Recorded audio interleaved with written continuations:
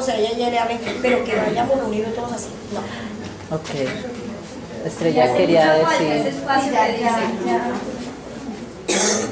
Ya. Precisamente por eso se presentan tantas diferencias entre los dos programas. Ok. Bueno, aquí al lado ahorita voy a tratar de lo que te ha ido la experiencia, la inclusión a la secundaria con intérprete comenzó en el 2004. El primer grupo fue un grupo muy activo, o sea, el grupo en sí de los jóvenes sordos, que fue la primera experiencia, que fue Felipe Torres Tejero, Cristian Díaz, Daniel Herrera, David Herrera, Sandy, Alejandra Herrera, Tatiana. Era un grupo de por sí con características muy especiales porque eran muy dinámicos, eran muchachos, además porque venían de qué proceso, venían de un proceso de aulas separadas, una docente para transición, una docente para primero, una docente para segundo, entonces no estaban de pronto con la experiencia de ahora que tienen que manejar aulas multigradual. Y en los sordos no es de pronto la propuesta educativa más precisa ni que esté más acorde. El hecho de que un docente tenga un grado específico, eso hace que enriquezca mucho más y que el input que se maneje en esa aula de clase para el sordo sea de calidad. ¿Me hago entender? En cambio, cuando tú manejas un aula multigradual con población no oyente, eso uno te va a cumplir un plan de estudio el cual no podemos descontextualizar, porque estamos dentro de un contexto escolar. Y el tiempo y los ejercicios, etc., eso no permite que se profundice, que se enriquezca, que el muchacho pueda empezar desde su lengua a comenzar a tener posiciones críticas, a pedir, a exigir, a investigar. Eso conlleva a muchas situaciones. Entonces, ¿qué sucedía, por ejemplo, cuando entraba al programa de inclusión? Era un grupo muy activo, eran muy inquietos en el saber, eran muy propositivos, o sea, era un grupo que todo el mundo como que, wow, se quitó, como decía ahorita, de pronto esos paradigmas o esos esquemas en que el sordo no puede, que el sordo tiene como retardo. Cuando ese grupo llegó, pues, es que esos chicos son muy vivos, es que estos chicos proponen. En el 2004 empezó el programa de inclusión, éramos totalmente novatos. La jornada a la tarde asumió el reto. Y igualmente, ¿por qué también se escogió la tarde? Porque cuando en esa época estaba la coordinadora Melida Jara con las docentes de primaria, no solamente se dijo, ay, tan lindo de la tarde, muchas gracias por recibirnos, claro, muchas gracias, pero además porque el contexto socioeconómico de la jornada de la tarde es muy diferente al contexto socioeconómico de la jornada de la mañana, porque es que los niños de la mañana son niños de arriba del caudal, son los niños de Trapiche, son los niños que su situación económica es de estratos altos, y aunque digamos no, eso incide en de pronto en que, o sea, de pronto el rechazo, pero ¿cómo así? Esos niños especiales con mis hijos, entonces también pensamos que en la tarde es más asequible porque la población socioeconómica de la tarde es un poco más anexa a lo que es la población de los sordos. Igualmente porque en la tarde siempre se tuvo esa prolongación de que los sordos siempre necesitarían un refuerzo. ¿Debido a qué? A las historias de vida de nuestros adultos sordos. Porque una cosa es un estudiante oyente que en su casa su mamá o alguien le pueda reforzar. Ustedes mismos pueden observar ayer con el testimonio de vida de Hugo, el sordo, él siempre necesita un refuerzo. Entonces tenemos que pensar en que, bueno, listo, que entre en la tarde y vamos a buscar una estrategia para que en jornada contraria tengamos a alguien que pueda hacer el acompañamiento, el refuerzo, para que los chicos puedan responder a esa exigencia de la inclusión en la básica secundaria y a la media. En el 2004 empezamos, muchas inquietudes, muchos desconocimientos, porque todas teníamos empezando a esa experiencia. En esa época estaba como rector Manuel Murillo, nos permitió primero desplazarnos, además contábamos con una docente de apoyo, Lorena Agudelo, los que se acuerdan de Lorena. Entonces el rector nos permitió y fuimos a conocer primero experiencias de inclusión. Bueno, en el Filadelfia, en otros colegios, Y el Gaitán fue imposible siempre ingresar porque allá pues no nos sabían los espacios. Insol fue el que en esa época Insol fue el que nos gestionó los espacios que íbamos a visitar. Fuimos con Lorena, observábamos, sobre todo porque teníamos que ver qué diferencia hay entre la propuesta educativa en la básica secundaria y de la básica primaria. Cuando escuchábamos que hablábamos de segundas lenguas, cuando hablábamos del inglés para los sordos, entonces empezamos a hacer esa documentación y la compartimos acá. Y le propusimos igualmente al rector que sería muy interesante que los docentes que han vivido la experiencia de inclusión no solamente se queden en el discurso teórico o en la exposición de experiencias, sino que ellos mismos vayan y vean en qué consiste eso. Fue como se gestionó en esa época y los docentes tuvieron dos experiencias de desplazarnos a Bogotá y conocimos varias instituciones, una de primaria del distrito, de secundaria como la Filadelfia, de la sabiduría, estuvimos en varios estamentos conociendo. En el 2000, finalizando, en el transcurso del 2004 veíamos muchas dificultades, nació la inquietud de el inglés cómo va a ser, el castellano cómo va a ser, en fin, empezamos a mirar todas esas necesidades de hacer adecuaciones especiales para el programa de inclusión. Finalizando el 2004, todos los colegios hicieron una semana que se llama la evaluación institucional. En ese espacio nos reunimos bachillerato, jornada mañana, bachillerato, jornada tarde. Para los compañeros que no se acuerdan, yo me acuerdo porque todavía estaba viva la profesora Doris, que en paz descanse, Dolly. Porque ella, aunque no trabajaba en inclusión, siempre fue muy inquieta a los sordos. Ay, ¿qué? Y preguntaba mucho, le parecía muy bonita la experiencia porque ella una vez donó un tiempo para subir y dictar informática a los chicos solos porque quería tener como ese contacto. Por eso me acuerdo mucho. Y a finales del 2004 tuvimos una charla con todos los docentes de la secundaria y socializamos lo que era primeras y segundas lenguas en las poblaciones sordas, no oyentes. En esa charla que tuvimos, yo me acuerdo muy bien que la dejamos con la profesora Lorena Budel y explicamos a ustedes.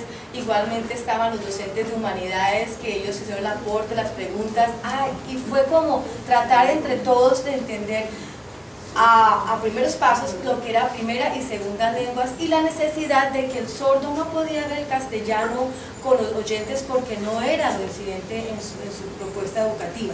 A partir del 2005, entonces, después de esa charla que tuvimos en la última semana de evaluación institucional, todo lo que fue la secundaria, entonces fue cuando se adecuó la lengua escrita como segunda lengua como un área aparte para solo las comunidades sordas. Y a partir del 2005 los estudiantes no oyentes que venían de la primera experiencia de inclusión, en la clase de castellano se abría el grupo. Los oyentes se iban a su castellano con su docente titular y los sordos iban a ver lengua escrita como segunda lengua, que en ese momento la experiencia pues fue cuando llegué yo a la secundaria ya como a cumplir toda la jornada para poder asumir ese reto de lo que era la enseñanza de segundas lenguas, la cual apenas están investigando. No hay una propuesta ya como solidificada, no hay, sino todos están en procesos de investigación, hay sugerencias, hay teorías que sustentan el porqué, etc. Entonces llegó en el 2005 el segundo grupo de inclusión.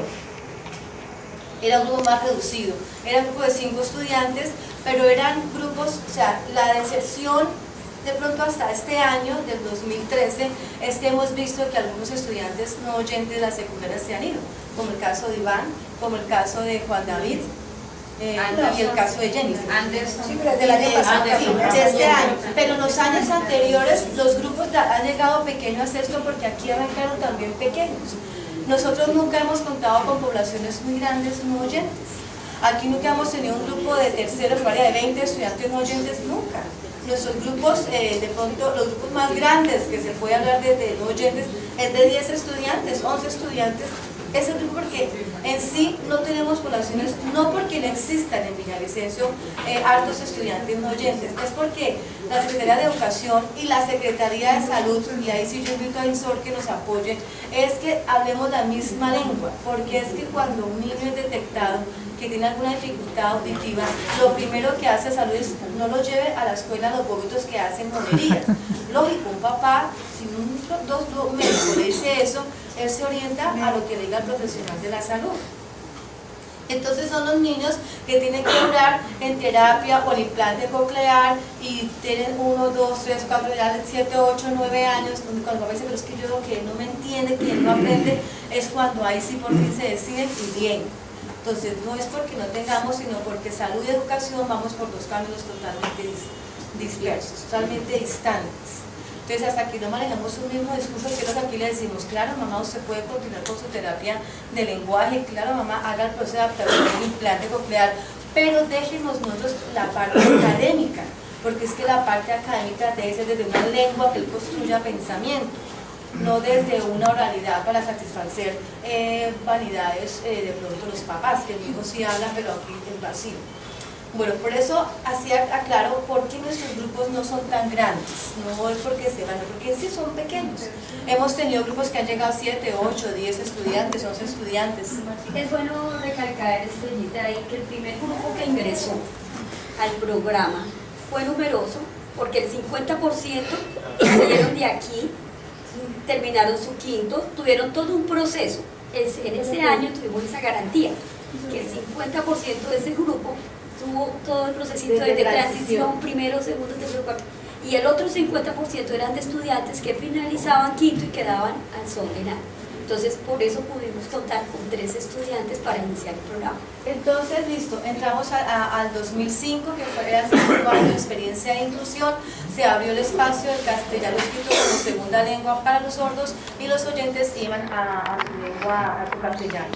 Empezamos el proceso, empezamos a ir a Bogotá a conocer. En esa época INSOR nos invitó a unos encuentros a nivel nacional sobre la lengua en el contexto educativo, entonces íbamos y lo que se iba aprendiendo, adquiriendo, actualizando, pues se trataba de traer ante la institución educativa. La debilidad grande, como todos los entes territoriales de Colombia, es la contratación de intérpretes, de intérpretes que siempre nos tocaba, aquí se llegó al punto de que hay rifas de cuadros, en fin, para poder sostener el intérprete, porque siempre ha sido la dificultad y eso a nivel general, a nivel de Colombia.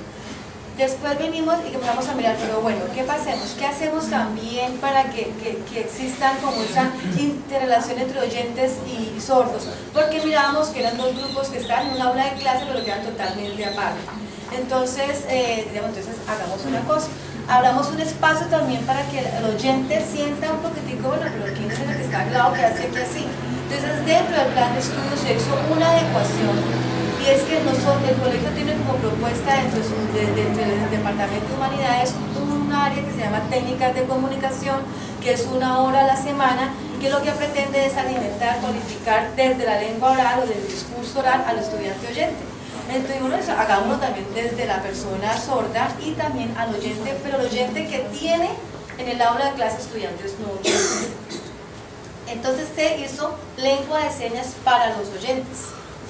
Entonces, mientras que el sordo estaba con una docente del castellano, ya eran, digamos, del Departamento de Humanidades, que son licenciadas en lengua castellana, ellos tenían con ellas 1 hora a la semana a técnica de comunicación, donde ellas enfatizaban en la lengua escrita como segunda lengua, y es lo que decía ayer la compañera con la Audice, una profe que siempre ha sido muy inquieta de cómo enseñar segunda lengua a los sordos. Entonces ya nos sentábamos y ya decía, yo pienso tal cosa, mira, leamos esto.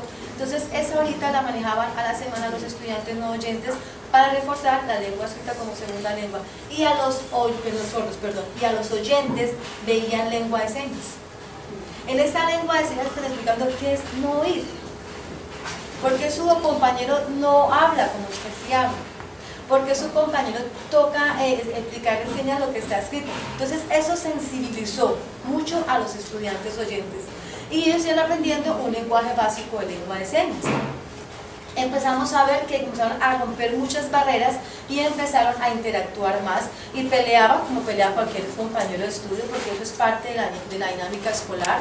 Hicieron amigos, se presentaron noviazgos entre sordos y oyentes, o sea, se vivió un ambiente escolar que tenía que existir. Ese espacio sí se ha venido perdiendo porque a partir de hace 2 años, si no estoy mal, se quitó ese espacio para los oyentes, y eso denota que volvió a subir la barrera, porque es alguien con el cual yo nunca ni me sé comunicar por el ambiente escolar de materias y todo, pues no tengo tiempo de decirme, ay, mira, explícame. Cuando teníamos ese espacio, eso rompió muchas. Y cuando no contábamos con los intérpretes, porque no había contratación, que espere que ya damos, el docente decía, perdón, ¿quién de los chicos de ustedes sabe señas? Y nos dimos cuenta que contamos con muchos docentes, muchos estudiantes oyentes que se cualificaron de señas por estar en ese constante interactuar de pares. Entonces, profe, yo le colaboro, o sea, era algo que nacía del interés del estudiante, y empezaban a contar a sus estudiantes lo que el profesor decía. Entonces vimos que eso es parte del ejercicio y de la experiencia que existe en el contexto escolar. Después de esa experiencia, entonces venimos hablando de la lengua escrita como segunda lengua, como un área aparte para los sordos. Teníamos la experiencia de lengua de señas para los oyentes como técnicas de comunicación y vinimos. Pero ¿qué pasa? Siempre mirábamos que los sordos a veces no alcanzaban a cubrir toda la exigencia escolar en sus trabajos académicos. O sea, es un proceso que se ha venido dando a partir del 2010, si no estoy mal, 3 años. Y entonces empezamos a crear la propuesta de apoyo en jornada contraria en biblioteca. O sea, los intérpretes no vienen todos los días a biblioteca, no señor. Ellos nada más vienen 2 días. 2 días de 9 a 11, donde le dan ese acompañamiento. Si el chico de pronto no entendió, ellos le refuerzan otra vez lo que no entendió, revisar si hay un cartel, si tienen que estudiar el mapa conceptual, por favor, habla señas, no, o sea, hace como ese acompañamiento que desgraciadamente lo que uno hace como papá en su casa. Pero como nuestros padres no han entendido ni se han concientizado de la importancia de que ellos tienen que cumplir el rol del papá, no el rol del que subsidia el gasto de un asesor, sino el que asume el rol del papá, que es muy diferente. Entonces empezamos a diseñar ese ejercicio. Ellos vienen 2 días en la semana, vienen por